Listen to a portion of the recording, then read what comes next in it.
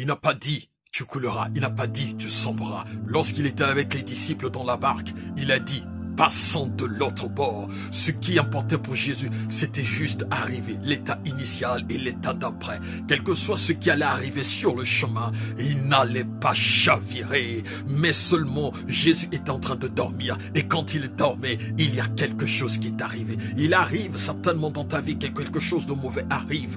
Dans le parcours de la vie chrétienne, des choses qui arrivent dans ta vie. Mais je te dis, il a dit tout simplement, passons de l'autre bord, passons de l'autre côté, même si le vent s'élève, même si les épreuves s'élèvent, qu'importe ce que le monde peut te faire subir, qu'importe ce que tu es en train de subir actuellement, mais une chose est vraie, la vie chrétienne peut être jonchée d'épreuves, mais il a dit tout simplement, je serai avec vous tous les jours jusqu'à la fin du monde, qu'importe ce que tu traverses, qu'importe l'ignominie, qu'importe les situations, qu'importe la maladie, qu'importe ce que tu es en train de vivre actuellement, il a dit, passons de l'autre bord. Le vent est arrivé, le tourbillon s'est mené dans la barque, mais Jésus était en train de dormir. Tout le monde pensait qu'ils allaient couler, tout le monde pensait qu'ils allaient chavirer, mais seulement Jésus a dit, passons de l'autre bord. C'était ça son mot. Il y a un mot que l'Éternel a dit dans ta vie.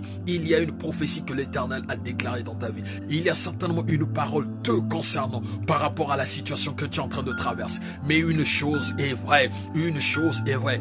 Tiens-toi à cette parole. Tiens cette parole ferme, car elle est vraie. Elle arrivera certainement. Il a dit à Habakkuk, cette prophétie a un temps fixé. Elle s'accomplira certainement. Même si les choses que tu es en train de vivre actuellement sont certainement contraires à ce que l'Éternel avait dit, une chose est vraie. Dieu, il a dit, passons de l'autre bord. Les disciples étaient en train d'être menacés par le vent. Ils ont dit à Jésus, nous sommes en train de couler. Jésus est en train de dormir. Il gardait son silence, sa paix, remplie de paix dans le moment de tourbillon, dans le moment d'épreuve. Il était tellement rempli de paix, mais les disciples étaient dans le trouble. Et il avait dit, nous allons arriver de l'autre côté. Passons de l'autre bord. Il n'a pas dit que tu couleras. Il n'avait pas dit aux disciples qu'ils couleront. Il n'avait pas dit aux disciples qu'ils sombreront. Il n'a pas dit aux disciples que le vent allait les menacer et puis les balayer du revers de la main. Non, il n'a pas dit ça. Tout ce qu'il avait dit aux disciples, nous allons passer d'un côté vers un autre. Dieu savait que dans le parcours, le tourbillon arrivera. Ils seront certainement menacés par un grand tourbillon. Mais il a dit, passons de l'autre bord. Lorsque Jésus s'est réveillé, il a tout simplement vu le vent. Il a regardé le vent et il a déclaré au vent, silence. Alors, le silence s'est installé. Dieu imposera un silence dans ta vie, un silence dans la maladie, un silence dans l'épreuve qui te fait mal. Dieu mettra un silence puissant dans tes épreuves, un silence contre la maladie, un silence contre le célibat. Il y a eu un silence. L'Éternel Dieu des armées. Nous avons un Dieu grand, un Dieu puissant, un Dieu capable de tout. Rien n'est impossible à lui. Ce qu'il a dit, il le réalise toujours. S'il t'a dit, il le fera. S'il t'a ordonné quelque chose, il arrivera toujours à le faire, quel que soit le moyen, quel que soit le temps, quelle que soit la situation, quelles que soient les épreuves, quel que soit ce qui va se passer, mais Dieu a dit, cela va arriver.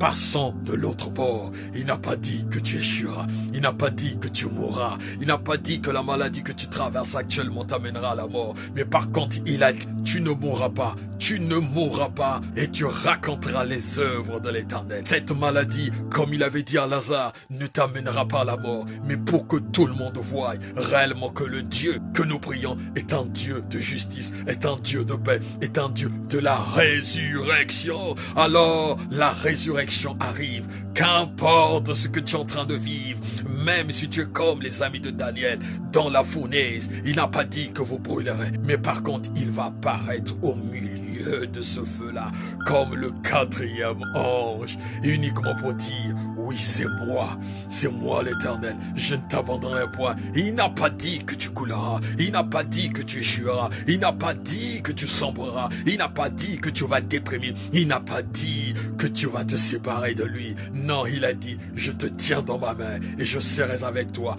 tous les jours jusqu'à la fin du monde. Alors, crois en lui, espère en Dieu. Aie la foi que ce Dieu qui a dit quelque chose, un mot qui se trouve dans la parole, ce mot-là te concerne.